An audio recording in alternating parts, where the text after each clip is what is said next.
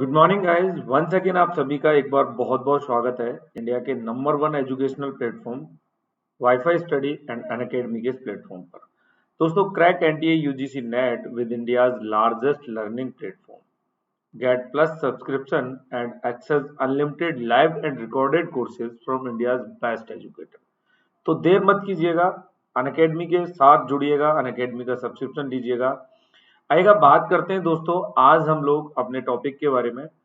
हम लोग आज आपको हिस्ट्री के बारे में यहाँ पे जानकारी देंगे। जैसा कि मैंने आपको बताया था, इतिहास में आपको सेकंड पेपर में पढ़ाता हूँ। हिस्ट्री से जो भी स्टूडेंट एनटीए यूजीसी नेट की तैयारी करना चाहते हैं तो परफेक्ट स्टडी पार्टनर बना सकते हैं आप लोग अनअकैडमी को। एनटीए यूजीसी नेट के 21 सब्जेक्ट्स में आपको यहाँ पे प्रिपरेशन मिलती है। मैं मेरे बारे में बता देता हूँ आपको। मुझे आप लोग फॉलो कर सकते हैं, क्या मेरा बैकग्राउंड है, क्या मेरे टीचिंग एक्सपीरियंस है, क्या मेरी उपलब्धियां हैं, ये सब आप लोग यहाँ पे देख सकते हैं। दोस्तों, ये वो 21 सब्जेक्ट्स हैं जिनमें आप लोग अपनी तैयारी कर सकते हो। साथ में पेपर 1 की तैयारी भी आपको यहाँ पे मिलती है। दो तरीके के प्लेटफॉर्म है अनअकैडमी पर जाने के बाद, एक आइकॉनिक एंड एक प्लस। दोनों में अगर आप लोग देखते हैं यहाँ पे, तो गाइज आप लोगों को पर्सनल गाइडेंस यहाँ मिल जाती है, लाइव क्लासेस मिल जाती हैं, क्विज टेस्ट मिल जाते हैं, स्टडी प्लानर मिल जाता है, अनलिमिटेड एक्सेस हो जाता है, स्ट्रक्चर कोर्सेज होते हैं, टेस्ट एनालिसिस कर सकते हैं आप, एक्सपर्ट की गाइडलाइन मिल सकती है, स्टडी मटेरियल भी मिल सकता है। तो ऐसी अपॉर्चुनिटी मुझे नहीं लगता कि आज की डेट में इंडिया के किसी और एजुकेशन प्लेटफॉर्म पे आपको मिलती है। थोड़ा सा हम लोग अंतर बता देते हैं आपको। देखो, इंडिया के best educator with interactive live classes, structure courses in PDF with live test and quiz, ये दोनों ही फैसिलिटी आपको आइकॉनिक और प्लस सब्सक्रिप्शन में मिलती हैं। कुछ खास बातें जैसे personal coach, personalised doubt solving, study material, interview preparation आदि ऐसी चीजें हैं जो हमारे आइकॉनिक सब्सक्रिप्शन को प्लस से थोड़ा सा हटके बनाती हैं। गाइज, आप प्लस का सब्सक्रिप्शन भी ले सकते हो। देखिए, 24 महीने, ये 12 महीने और 6 महीने के प्लान हैं। आप कोई भी प्लान अगर चूज करते हैं तो उसमें आपको रोहित सर 10 मेरा रेफरल कोड लगा देना है। प्रोसीड टू पे करेंगे तो आपको 10% का डिस्काउंट आ जाएगा। आप देख सकते हैं आपकी फीस यहाँ पे कम हो चुकी है। सेम प्रोसेस आप लोग आइकॉनिक के प्लान पे भी आप देख सकते हैं। यहाँ पे 24 महीने, 12 महीने और 6 महीने के आपको प्लान शो कर रहे हैं। इनमें भी आप लोग मेरा referral code Rohit sir 10 fill करेंगे तो आपको 10% का डिस्काउंट इजी वे में हो जाएगा। दोस्तों, बेनिफिट्स की बात करें, हमें प्लस में क्या क्या बेनिफिट्स मिलते हैं और हमें आइकॉनिक में क्या क्या बेनिफिट्स मिलते हैं। तो देखिए, यहाँ पे ये चारों चीजें, live classes, test series, unlimited practice and structure scheduled course, ये आपको प्लस में भी मिलते हैं और ये आपको आइकॉनिक में भी मिलते हैं। यहाँ से आगे की चीजें आपको प्लस पे नहीं मिलेंगी, जैसे कि पर्सनल कोच है, बाय स्टडी प्लानर है, weekly review, study booster sessions हैं, पर्सनलाइज्ड डाउट सॉल्विंग है, इंटरव्यू प्रिपरेशन या स्टडी मटेरियल। ये कुछ ऐसी विशेषताएं हैं जो आइकॉनिक सब्सक्रिप्शन को प्लस से थोड़ा सा हटके बनाती हैं। तो गाइस, प्लान करिए आप आइकॉनिक या प्लस कोई भी सब्सक्रिप्शन लेने का। ये हमारे कुछ एजुकेटर्स हैं जिनके बैचेस आने वाले 16 तारीख से स्टार्ट हो रहे हैं, 16 जून 2021 से। तो आप लोग इनमें भी एनरोल कर सकते हैं। और मैंने बताया आपको अनलिमिटेड एक्सेस, आप किसी का भी रेफरल कोड लगाइएगा, किसी भी एजुकेटर की क्लास ले सकते हैं।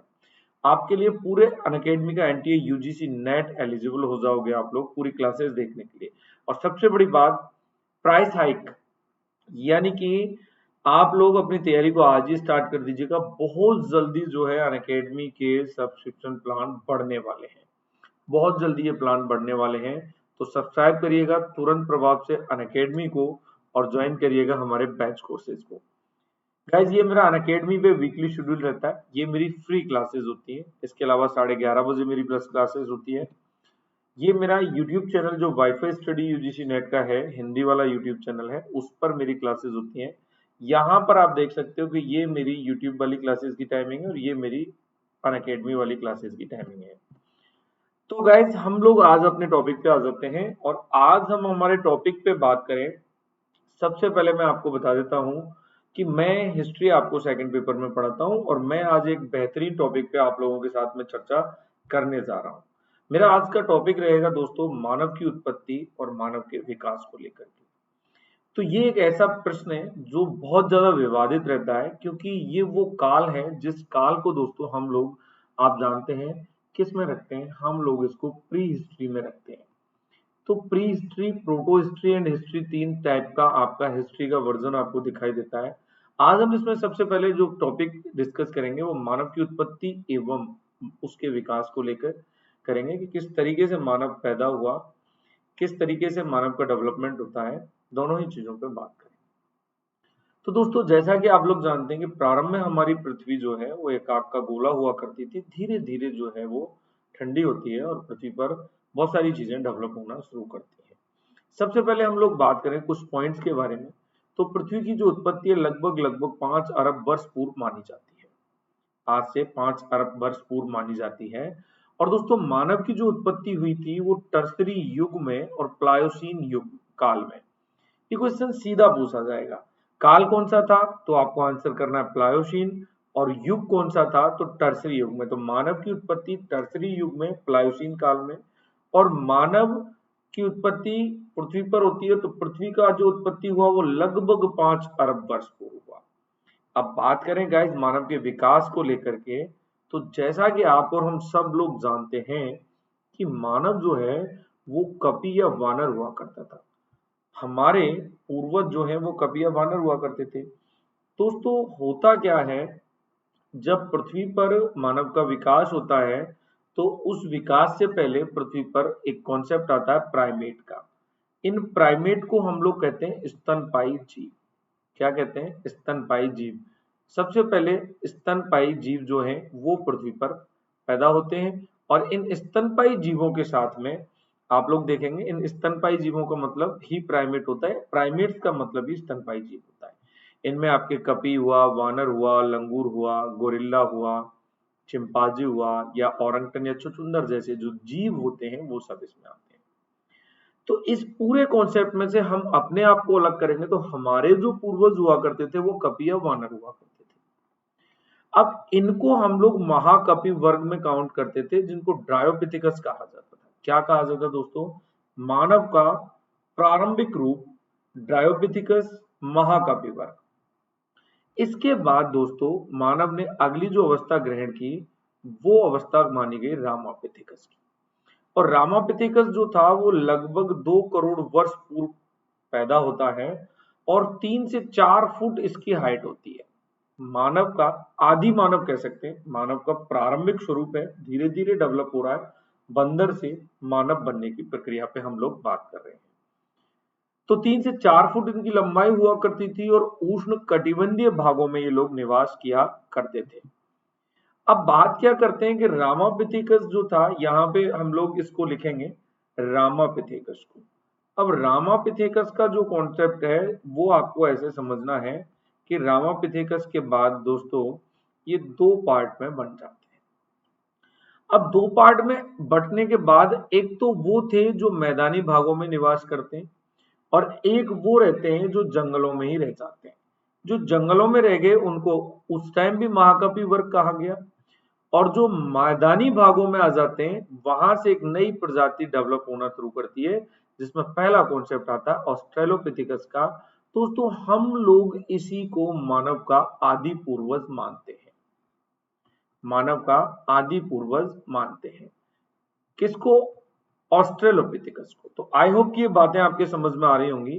तो ये रामापिथिकस फिर क्या होते हैं? मैदानी भागों में आ जाते हैं, और कुछ जो होते हैं जंगलों में रह जाते हैं। जो जंगलों में रह गए उनको तब भी महाकपि वर्ग कहा गया।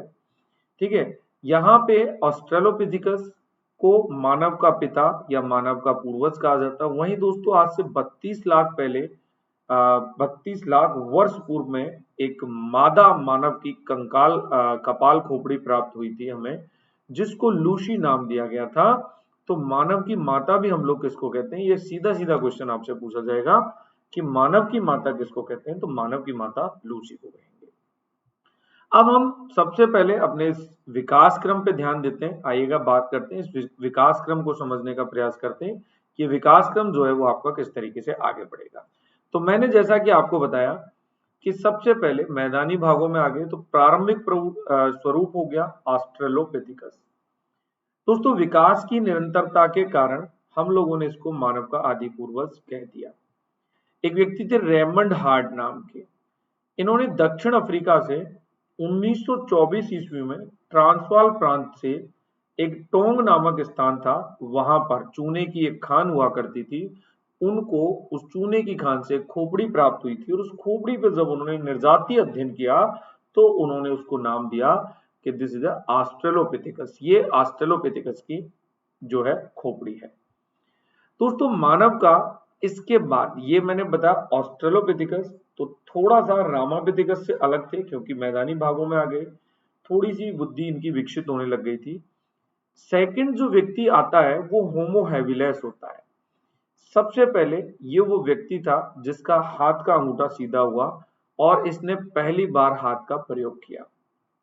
औजार बनाए सबसे पहले तो प्रथम कारीगर मानव की श्रेणी हम लोगों ने इसको दी हुई है। हम लोग इसी मानव को पहला कारीगर मानव कहते हैं। दोस्तों इसके बाद मानव की तीसरी अवस्था आती है, उसको हीडल वर्ग कहा गया। हीडल वर्ग दोस्तों पिथिकेंथ्रोपस इरेक्टस, पिथिकेंथ्रोपस इरेक्टस हम लोग कहते हैं हीडल वर्ग को।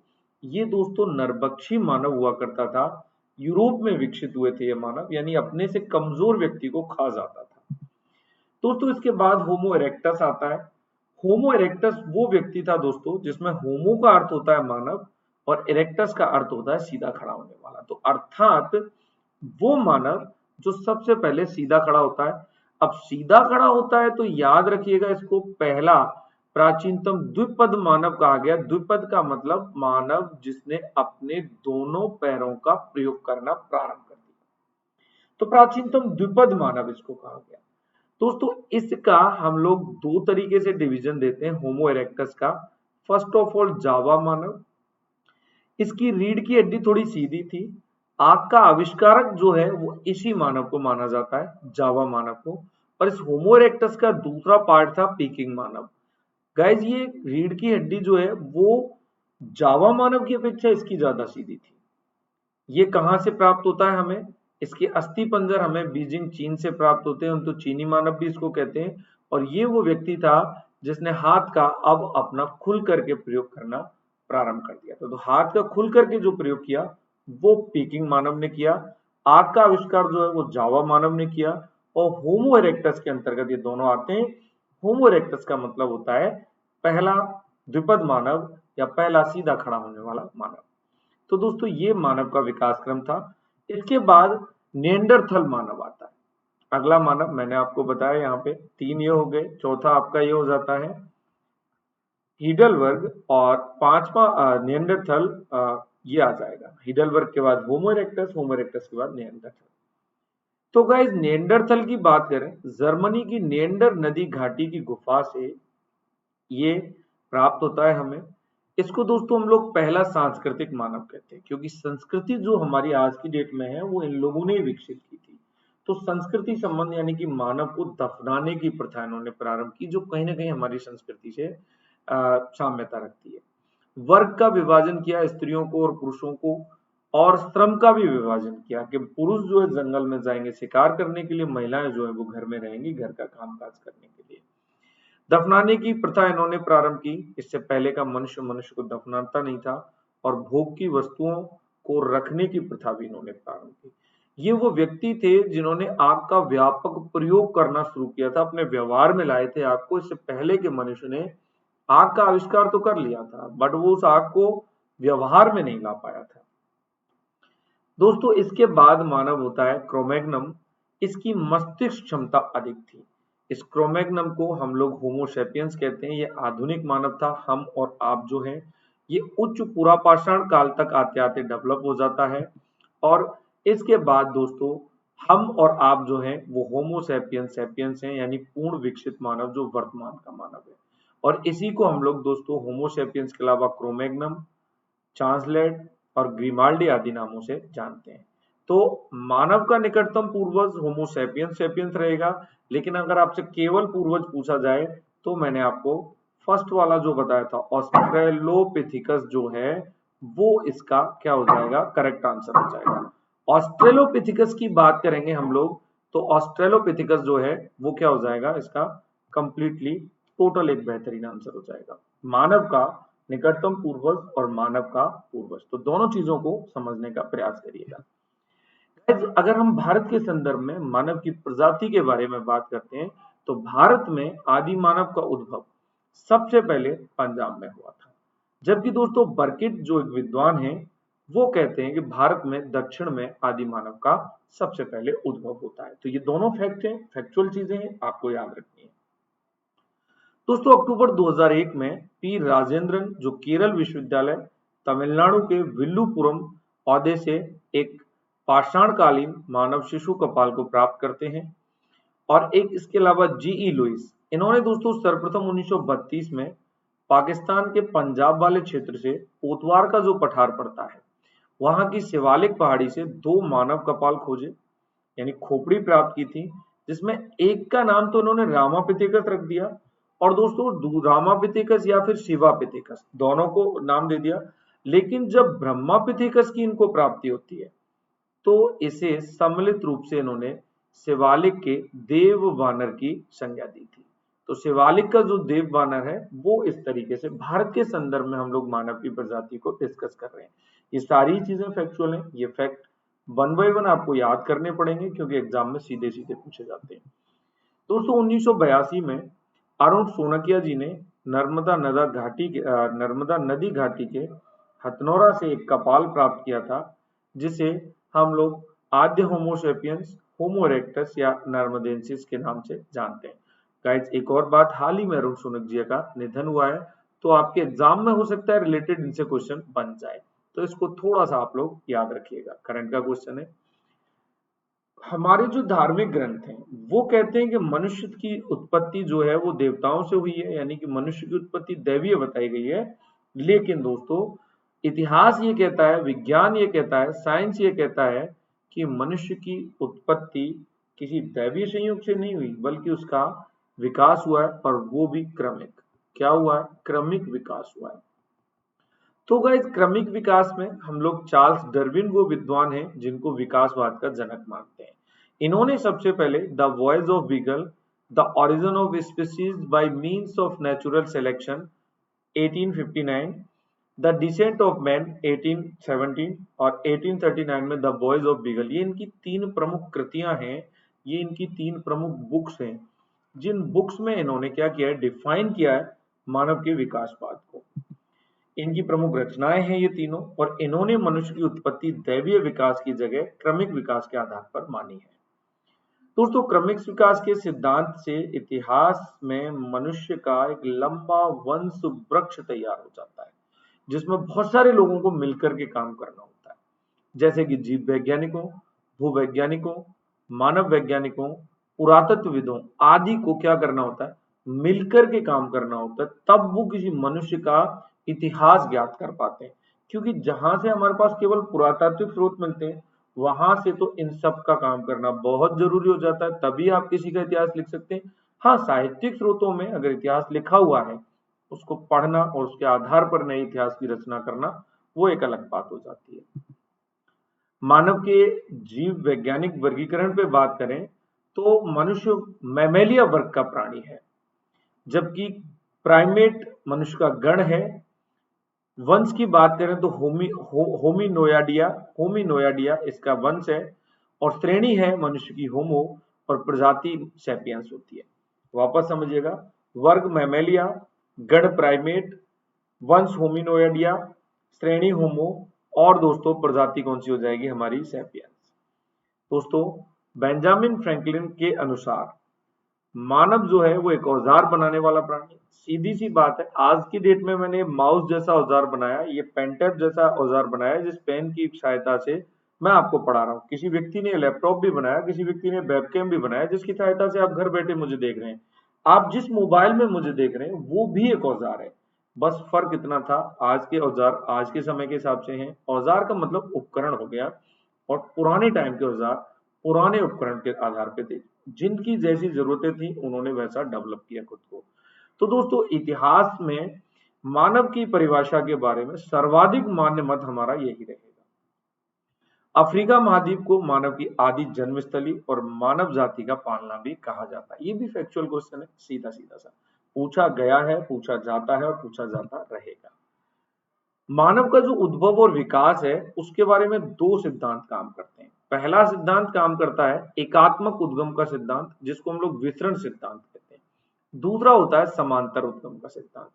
अब जो एकात्मक उद्गम का सिद्धांत, जो विसरण सिद्धांत है, उसके अंतर्गत हम लोग अगर बात करते हैं तो मानव का विकास मूल रूप से अफ्रीका में हुआ और होमो इरेक्टस से हुआ।